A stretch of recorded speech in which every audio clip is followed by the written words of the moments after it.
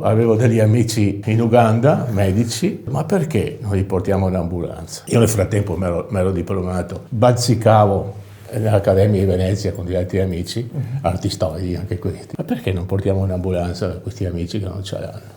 E come facciamo? Denaro non ce n'era, eravamo squattrinati, era a dir poco. Abbiamo cominciato a chiacchierare tra di noi, coinvolgere altre persone e siamo riusciti a comprare una Land Rover da una guida inglese che viveva qua in Italia a un prezzo inesistente e anche un furgone Volkswagen adibito all'ambulanza. Siamo partiti in 4. Abbiamo avuto una lettera di presentazione da parte dell'Accademia delle Belle Arti di Venezia dicendo che eravamo un gruppo di studenti che stavamo facendo una tesi sulle tracce degli animali durante un percorso attraverso il deserto e compagnia bella. Non era vero, però questo era. Era una lettera che ci dava la possibilità di avere dei permessi, di agevolare certe cose, perché allora funzionava così.